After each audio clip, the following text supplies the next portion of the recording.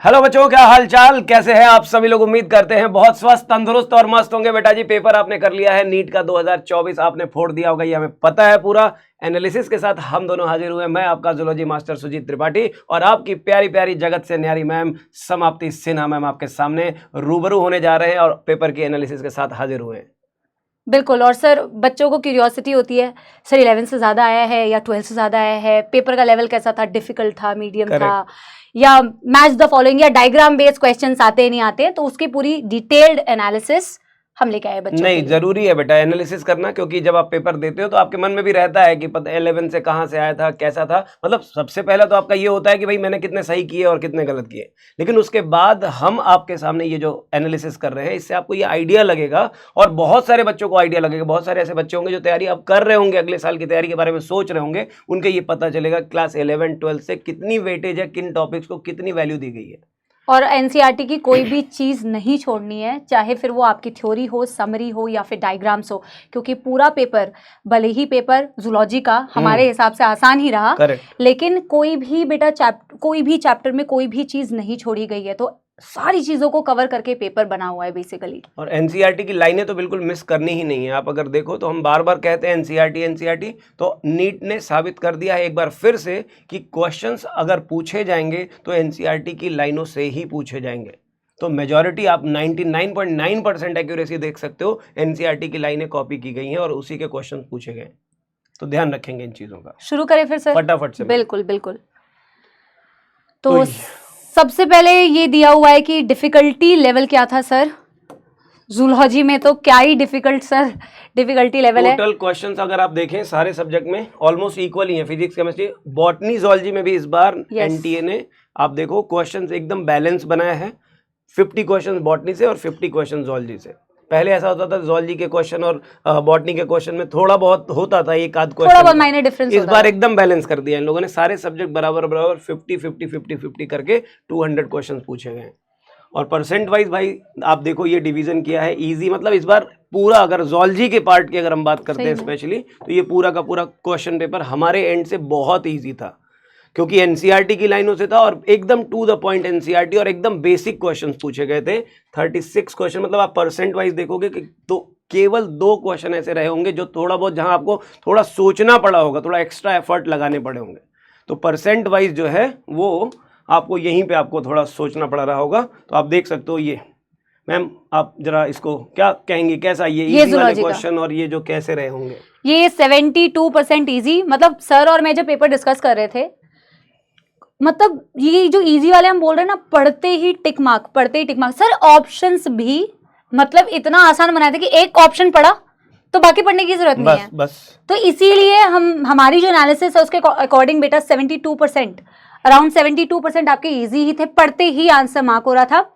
Difficult, और ये भी डिफिकल्ट था नहीं, ये हमने इसलिए लिखा है, थोड़ा सा आपने थोड़ा दिमाग एक्स्ट्रा यूज किया होगा, उसमें थोड़ा एनालिसिस की होगी इस क्वेश्चन में, मतलब पढ़ने की जरूरत पड़ी होगी। हाँ, और ये आप सोच लो यही क्वेश्चन है वो जहां मैटर करेगा, नीट में रैंक मैटर करेगा। बिल्कुल। तो आप जानते हो जैसे कि एक एक नंबर, एक एक क्वेश्चन मैटर करता है, ये वो क्वेश्चन है जहां पे आपने दिमाग लगा लिया होगा अगर सही से, तो 180 आउट ऑफ 180 आप लेकर के आ ही रहे होगे। बाकी क्वेश्चन आपने किया होगा, अगर बहुत ओवर कॉन्फिडेंट नहीं रहे होगे, आंख नहीं बंद कर ली होगी आपने, तो आपने सही ही किया होगा। बिल्कुल सही, बिल्कुल सही। ये भी क्यूरियोसिटी होती है सर बच्चों को कि 11th का ज्यादा आता है कि 12th का ज्यादा आता है। ऑलमोस्ट इक्वल है, बिल्कुल इक्वल है सर। ये वैसे 26 और 24 लिखा है, बट बैलेंस था बिल्कुल। हाँ, कुछ रिलेटेड 24 मतलब पार्ट जो था वो 12th में ज्यादा था, मतलब 1-2 क्वेश्चन रहे होंगे ऐसे जहां पे आप देखोगे 12th को वेटेज ज्यादा मिल गई होगी किसी एक चैप्टर से। 12th में ज्यादा, कोई वैसे भी चैप्टर्स कम है 12th में, तो इन्होंने क्या ध्यान रखा होगा कि भाई हम नंबर ऑफ चैप्टर्स भले ही कम हो, लेकिन हम बैलेंस बनाएंगे, मतलब 11th को 12th को दोनों को बैलेंस रखेंगे। तो 50-50% हम मान सकते हैं, मतलब +-1 क्वेश्चन का डिफरेंस होगा। मतलब कोई बहुत मेजर डिफरेंस नहीं कि आप ये सोचो अच्छा 12 बहुत इंपॉर्टेंट है, 11th या 11th बहुत इंपॉर्टेंट है, ऐसा बिल्कुल नहीं है बेटा। और जो बच्चे मतलब ऐसे होंगे जिनको लग रहा होगा कि पता नहीं 11th वाले से कितना पूछेगा, 11th में बहुत ज्यादा 60% और मतलब 70% 11th से ही आ जाएगा, या फिर 12th से बहुत ज्यादा आ जाएगा, तो ध्यान रखेंगे दोनों को हमें इक्वल इंपॉर्टेंस देनी है और पूरा तैयार करके जाना। बिल्कुल बिल्कुल, पेपर बहुत ही बैलेंस्ड था बेसिकली। ये वही है सर, दिखाया है कि कितने परसेंटेज वाइज अगर हम देखें Percent-wise ये वही है। बैलेंस ही है बेटा आप ये। लिख दो, हमारे हाँ। अकॉर्डिंग तो हमारी एनालिसिस यही कहती है कि ये दोनों ऑलमोस्ट 50-50 ही रहे होंगे क्वेश्चन। हाँ। प्लस माइनस कुछ टॉपिक ऐसे थे जो लिंक थे, मतलब आप 11 से थोड़ा लिंक कर सकते हो उनको, या 12th में मान लो या 11th में मान लो, जैसे डीएनए के बारे में कोई बात पूछ दी जाए आपसे, या किसी भी चीज के बारे में ऐसा लिंक कर दिया जाए जो कि आप 12th में भी पढ़ते हो, थोड़ा बहुत 11th में भी पढ़ते हो, तो इसलिए आप बैलेंस मान लो 50-50% दोनों का। क्वेश्चन टाइप एनालिसिस टाइप में आप देख सकते हो हाँ। हर तरह के क्वेश्चन पूछे गए हैं। यस। मतलब क्वेश्चन में आप देखो सिंगल चॉइस वाले जो पूछे जाते हैं, मतलब ऑब्जेक्टिव का है, तो ऑब्जेक्टिव क्वेश्चंस में ये तो थे ही, साथ में स्टेटमेंट वाले क्वेश्चन ज़ूलॉजी में अगर आप देखते हो, ज़ूलॉजी में अगर आप स्टेटमेंट वाले क्वेश्चन देखते हो तो इनकी प्रथा है, ये मतलब एक रिवाज बना दिया इन्होंने कि स्टेटमेंट वाले, मल्टीपल स्टेटमेंट वाले क्वेश्चन ये पूछ ही रहे हैं। और सबसे ज्यादा देखो इन्होंने वैल्यू दी है मैच द कॉलम्स को। तो कॉलम वाले क्वेश्चन, एनालिटिकल क्वेश्चन, या फिर अगर असर्शन रीजन की बात करो, मल्टीपल स्टेटमेंट की बात करो, मतलब ये थोड़ा आपको पढ़ने की मतलब एक टेंडेंसी डेवलप करता है। यस।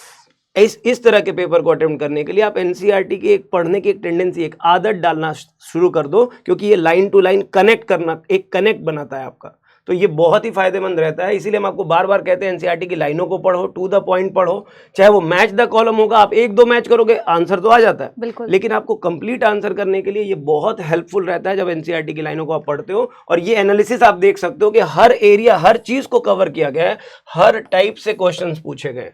यहाँ डायग्राम बेस्ड आई थिंक हमने इंक्लूड नहीं किया है, बट डायग्राम बेस्ड जैसे क्वेश्चंस, एक टाइम था ना बच्चे एम्स के लिए अलग से एआर की तैयारी करते थे, अब ये क्या करते हैं, ऐड कर देते हैं एक दो क्वेश्चन। देखो इस बार भी दो क्वेश्चंस पूछे ही गए, एक तो दिखा रहा है इसमें फिजिक्स में पूछा है, हाँ। और अपने ज़ूलॉजी में भी पूछा, मतलब रहे। ये जो स्टेटमेंट वाले क्वेश्चंस जैसे सर ने बोला बेटा, बिल्कुल एनसीईआरटी की लाइन को चेंज भी नहीं किया है, तो ये वो बच्चे बहुत अच्छे से अटेम्प्ट कर पाते हैं जो NCERT word to word read करते हैं, क्योंकि बिल्कुल word to word, line by line statements को दिया जाता है कि करेक्ट है या इनकरेक्ट है।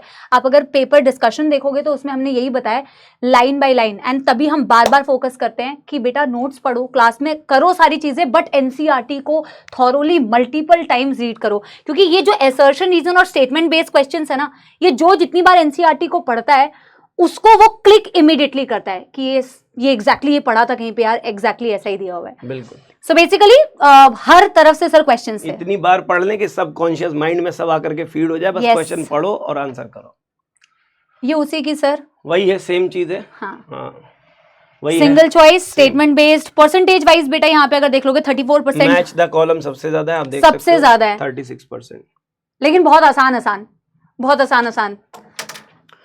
तो ये थी बच्चों एनालिसिस, और इससे हमने ये आपके लिए एक मैसेज है मान के चलिए हमारी तरफ से, कि हर बच्चा जो नीट की तैयारी कर रहा है, आगे भी नीट के पेपर देगा, उन सभी लोगों के लिए मैसेज है कि एनसीईआरटी, कई बार आपको लगता है कि आपने एनसीईआरटी एक बार पढ़ लिया तो मतलब पूरा कॉन्फिडेंस आ गया, लेकिन आप कोशिश कर सकते हो कि बार बार पढ़ते रहो, बार बार पढ़ते रहो, तब तक पढ़ते रहो जब तक कि एनसीईआरटी की हर लाइन या तो लिंक ना बन जाए। कंसेप्ट तो क्लियर हम कराने के लिए है ही, हम तो आपका सारा कंसेप्ट क्लियर करा देंगे, हम बार बार बोलते भी रहेंगे, हम बार बार याद भी दिलाते रहेंगे, लेकिन आपकी जिम्मेदारी है कि एनसीईआरटी को अच्छे से बिल्कुल ऐसा रट्टा मार लो, एग्जाम में बैठो तो वहाँ पर आपके क्वेश्चन, ये इस तरह के क्वेश्चन, चाहे वो स्टेटमेंट, मैच द कॉलम, कैसा भी आ जाए, थोड़ा बहुत हिला भी दे अगर आपको कि भाई इतना, थोड़ा सा हम देखते हैं बच्चों को ये वाला आता है कि नहीं आता, जो दो डिफिकल्ट हमने बताया, हाँ। वहां भी आप कर लोगे उसको।